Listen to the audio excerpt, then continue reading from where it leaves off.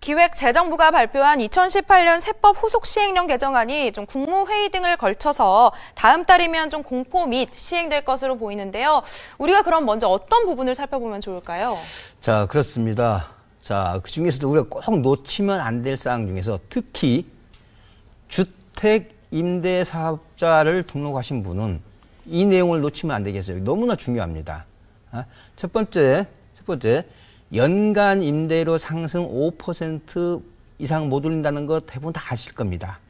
자, 그런데 우리가 그전에는 이런 규정을 준수하지 않았을 때는 과태료 처분이었습니다. 그런데 이제는 얘기가 좀 달라졌습니다. 물론 과태료의 절대적인 금액도 올라간 부분이 있습니다만은 이렇게 연간 5%를 미준수했을 때 여기서 연간이라고 하니까 계약갱신 기준을 보시면 되겠어요. 전세 같으면 이제 보통 2년이 되겠습니다. 그걸 지키지 않았을 때 발생하는 페널티, 꼭 알아둘 필요가 있겠습니다. 첫 번째, 양도소득세 관련된 혜택을 받을 수가 없습니다. 굉장히 중요하죠.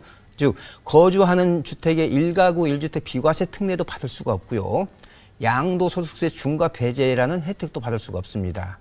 또한 소득세 관련해가지고 임대주택 임대사업자를 단기로 냈을 경우에는 30% 준공공으로 냈을 때는 75% 이게 감면 혜택을 받을 수가 있는데 그런 혜택마저도 받을 수가 없다.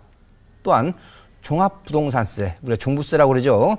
종부세 합산 배제, 즉 기준 시가 6억 이하 같은 경우는 합산이 배제되고 지방 같은 경우는 이제 3억 이하 이런 혜택을 받을 수가 없어요. 그만큼 굉장히 중요해졌습니다. 이제는 연간 5% 상승 이거 정말로 지키지 않으면은 큰 페널티가 있다 하는 걸 꼭 알아두시기 바랍니다. 그렇다면 이 5% 규정에 대한 페널티는 언제부터 시행되느냐? 예, 시행일 발표하고 나서 시행일 이후에 처음 맺는 임대차 계약분부터 해당이 되겠습니다.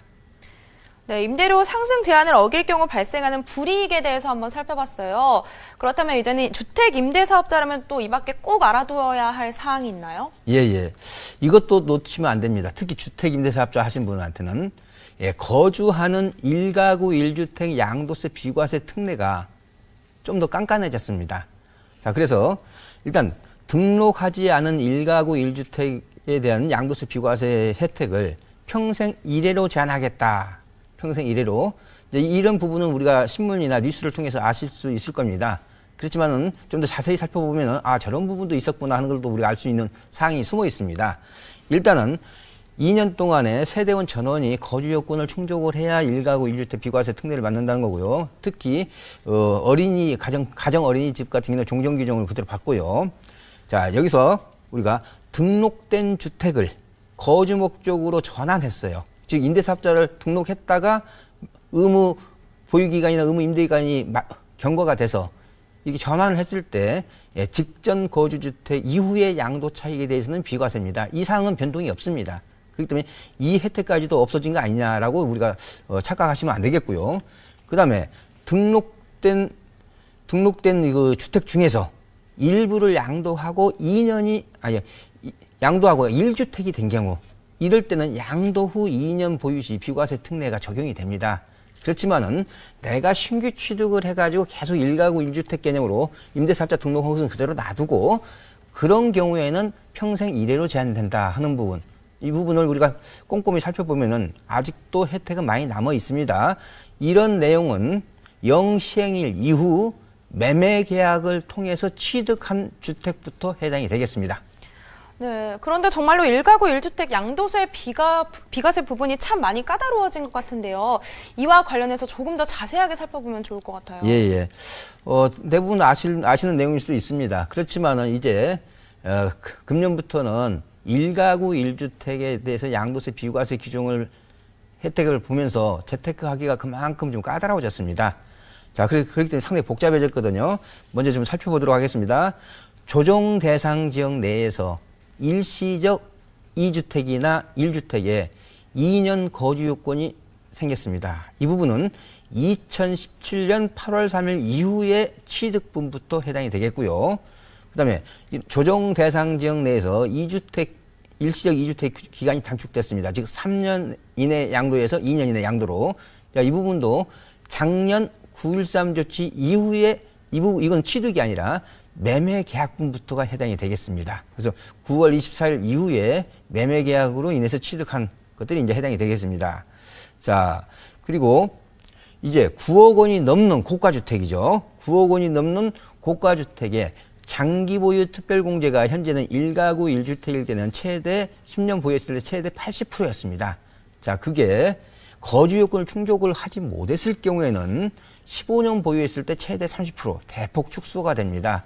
따라서 9억 원이 넘는 고가주택은 2020년, 즉 내년부터는 2년 거주 요건을 충족을 해야 됩니다. 그래서 올해 한 해 지금 유예기간이 1년이 있습니다. 그렇기 때문에 이 부분을 우리 시청자분께서는 잘 유념하셨다가 절세하시는데 활용을 하셔야 될 것 같고요.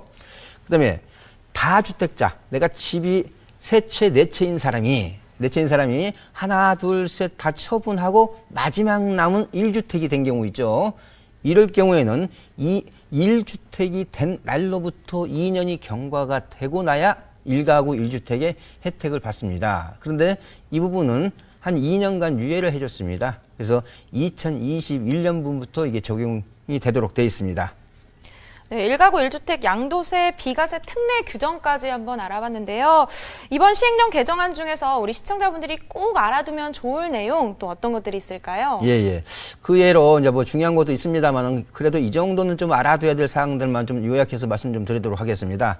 우리가 주택임대사업자를 할 때 임대기간 산정 기준이 있는데 재개발이나 재건축으로 인해서 이게 철거가 되고 멸실이 됐을 때 어떻게 할 거냐 하는 부분이죠. 이렇습니다. 기본적으로 재개발, 재건축 관리 처분 6개월 전부터 준공 후 6개월까지를 임대로 간주를 합니다. 하는데 여기에 대해서 좀 이게 뭐랄까요? 보는 관점에 따라서 다를 수가 있어서 임대 변경 등록 앞으로 임대사업자와 관련된 좀 더 법령을 구체화시킬 때 좀 더 거기에서 디파인을 하겠다고 되어 있고요. 이제 더 중요한 건 이거죠. 우리가 혜택이 단기보다는 장기가 혜택이 많죠. 세금적인 측면에서. 그래서 지금 단기로 등록을 했던 것을 장기, 즉 준공공으로 이게 등록 전환이 가능한데 그동안에는 최대 50% 이제 보유기간, 임대기간 50%를 인정을 해줬어요. 그래서 최대 5년까지 인정인데 앞으로는 50%는 인정하되 최대 4년입니다. 단 현재 임대기간이 8년이 넘는 경우는 종전처럼 최대 5년까지 인정을 하도록 되어 있습니다. 자, 네. 그리고 이제 주택임대사업자를 우리가 등록할 때 보통 구청을 먼저 갑니다.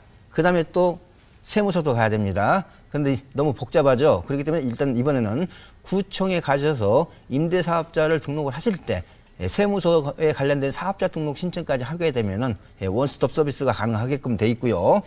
자, 그 다음에 상가를 가지고 이렇게 임대차 하시는 우리 시청자분이 있다면은 이 부분도 좀 알아두실 필요가 있겠습니다. 연간 임대 수입이 7,500만 원 이하인 경우에 매년 내가 임대료를 연 3%를 넘지 않는 선에서 증액을 했다고 한다면은 이런 상가의 주인이라면은 소득세 계산할 때 5% 세액 감면을 받을 수가 있습니다. 이 부분도 좀 알아두시면 좋겠고요. 그 다음에 우리가 대부분 이제 근로자라든지 우리 월급 받으시는 노동자들, 총급여 7천만 원 이하의 근로자 등의 월세 세액 공제가 있다는 거 다 아실 겁니다. 자, 그동안에는 우리가 월세 세액 공제 받을 때 국민주택 규모 이하, 즉 전용 면적 85제곱미터 이하에 사는 월세에 대해서만 우리가 그동안에 이런 혜택이 있었어요. 그러다 보니까 불합리하죠. 왜? 지방 같은 경우는 전용 면적이 85제곱미터 이하라도 시세가 낮을 수가 있잖아요. 그래서 그런 불합리한 점을 개선하기 위해서 거기에다가 이번에는 기준시가 3억 이하의 월세도 해당되도록 추가를 시켰습니다. 자, 그래서 우리가 이런 월세 세액공제 제도도 알아두시면은 절세하는 데 좋겠죠. 제가 그래서 오늘은 개정세법 시행령 중에서 좀 우리가 알아뒀으면 좋겠다 하는 내용들을 요약해서 말씀드렸습니다. 네, 부동산에서 재테크만큼 중요한 게 바로 또 세테크라는 말이 있죠. 오늘 강의 내용 잘 참고하셔서 불필요한 손해는 잘 피해가는 현명한 투자 전략 세워보시길 바라겠습니다. 전문가님, 또 오늘 시간 관계상 못다한 내용들은 세미나를 통해서 마련되어 있죠? 예. 자, 대부분 요즘에 이런 서울 및 수도권의 주택시장 전망이 이렇게 냉각될 거냐, 아니면 또 언젠가 다시 또 불이 붙을 거냐, 참 보는 시각에 따라서 각양각색입니다. 자, 그래서 제가 지역별, 시기별, 상품별로 내년도 예, 부동산 경기 전망을 세분해서 말씀을 드리는데요. 두 가지 측면에서 제가 논리적인 근거를 제시합니다. 첫 번째, 과거 30년 이상 어떤 흐름을 보여왔느냐, 거기서 얻는 교훈은 뭐냐. 그다음에 현재 앞으로 또 공급될 수 있는 어떤 통계량에 의해서 예측을 할 수가 있습니다. 그래서 제가 이런 두 가지 논거를 가지고 그 두 가지 논리를 가지고 지역별, 상품별, 시기별 부동산 경기 전망을 아주 자세하게 설명을 해드리고요. 특히 제 강의에 처음 제 강의를 접하시는 분에 한해서는 제가 강의가 끝나고 나서 1:1 무료 상담까지도 진행을 해드리고 있습니다. 예, 많은 관심 부탁드리겠습니다. 네, 세미나에 참석하셔서 다양하고 유익한 정보들 가득 얻어가시길 바라겠습니다.